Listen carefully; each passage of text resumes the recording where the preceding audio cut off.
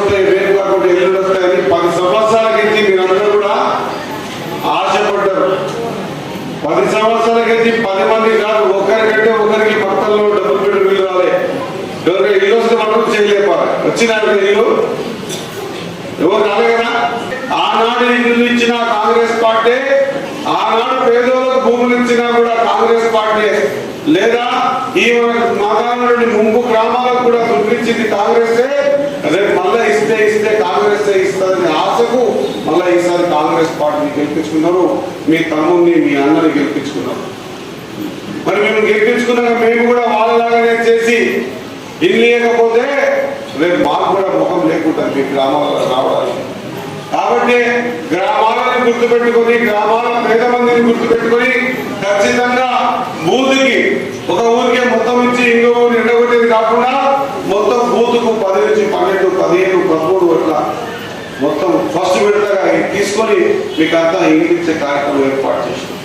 దాదాపు 285 మంది మక్తలు కాకుండా, మక్తల్ సందపురం తిరులాపురం కాకుండా, మక్తల్ సందపురం తిరులాపురం కాకుండా మొత్తం 285 ఏళ్ళు వాళ్లకు మక్తలు సంగమండ తిరుమల 300. అంటే ఈ రోజు దాదాపు 600 ఏళ్ళు.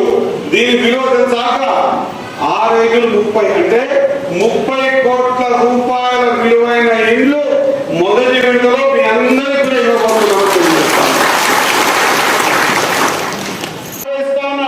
మీరు పునాదులు చాలు చేయండి. మీకు ఆ పునాదులు కాగానే 1,00,000 రూపాయల బిల్లు పెట్టే బాధ్యత నేను తీసుకుంటాను. గోడ లేకుని మళ్ళీ 1,00,000 ఇద్దాం. చెత్త వేయగానే 2 లక్షలు. ఇక్కడ ఆఫీసర్ ఉన్నాడు, ఇక్కడ పీడి గారు ఇక్కడనే ఉన్నారు. చెత్త వేయగానే 2,00,000 రూపాయల బిల్లు ఇప్పించే కార్యక్రమం చేస్తాం. ఖచ్చితంగా చెత్త అయిపోయాక మొత్తం బిల్లు అయ్యాక మీరు లాట్రిన్ బాత్రూమ్ కట్టుకోవాలి. కట్టుకున్న తర్వాత మళ్ళీ 1,00,000 రూపాయలు. ఎస్టీలకైతే 6 లక్షల రూపాయలు, బీసీలకు ఎస్టీలకైతే 5 లక్షల రూపాయలు. ఇది నా బాధ్యతగా. మీకు బిల్లులు రాకపోతే